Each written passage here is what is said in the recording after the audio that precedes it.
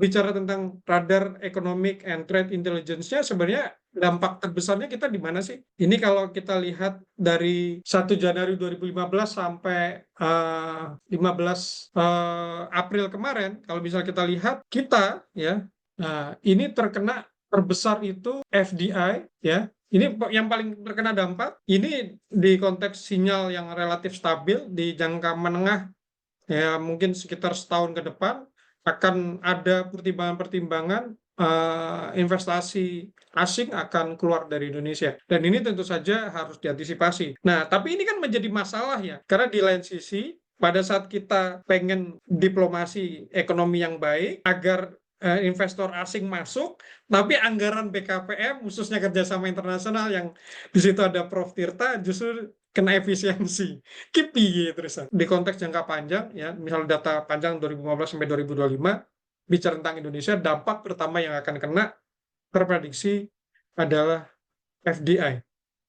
Kemudian kalau kita klik ya, di konteks ini, walaupun di konteks sinyalnya ya, ini sebenarnya relatif cenderung stabil ya. Sebenarnya yang kemarin banyak pindah dan sebagainya itu di tahun 2020. Nah ini. Terus kemudian yang kedua kalau kita lihat adalah currency.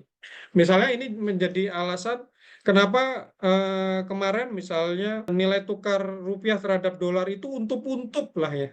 Nyenggol batas atas lah ya. Kalau tadi kita lihat di FDI ya, FDI itu tidak ada sinyal strength-nya. Jadi tidak ada trigger sensitif yang kemudian itu jadi krisis yang sifatnya laten dan immediate ya.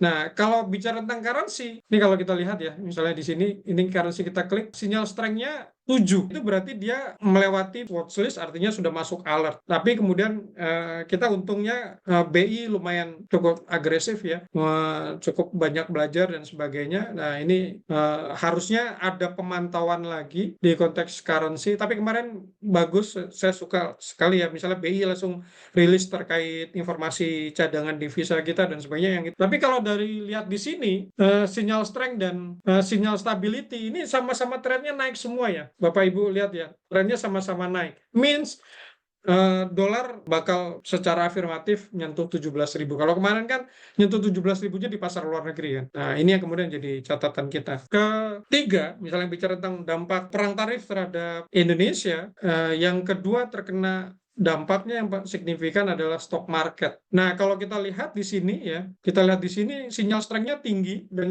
cenderung masih naik, belum terlihat tanda-tanda menurun. Ya, artinya apa? Di jangka pendek ini kemungkinan masih ada net sell, itu masih besar lah. Nah, tapi walaupun secara jangka menengah dan panjang relatif stabil, artinya sebenarnya nggak usah khawatir IHSG bakal crash atau ambruk. Karena di konteks yang sinyal stability-nya cenderung turun dan relatif datar. Ya, walaupun masih belum sepenuhnya normal ya. Terus kemudian keempat, yang ini harus jadi monitor bersama, harusnya ya para aparat pemerintah gitu, pejabat khususnya jangan bikin statement aneh-aneh lah gitu ya. Kenapa? Karena di konteks perang tarif ini, kalau kita baca di konteks radar economic and trade intelligence-nya, dampak keempat itu yang bakal terkena adalah social and political vulnerability. Artinya kalau Pak Prabowo salah ngomong, Menteri salah ngomong, rusuh itu bisa sangat mudah dieksploitasi.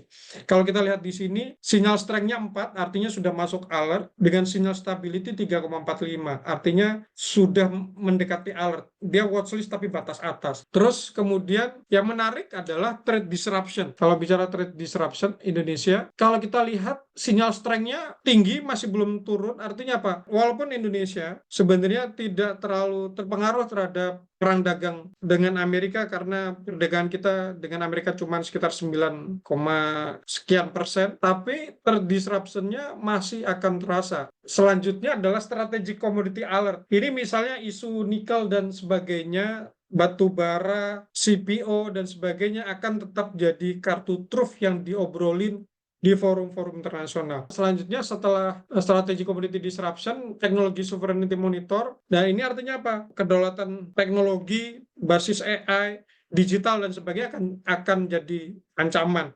Kalau misalnya rekomendasi singkat dan teknisnya, saya tidak menyarankan teman-teman investasi di pasar saham bergerak di bidang teknologi.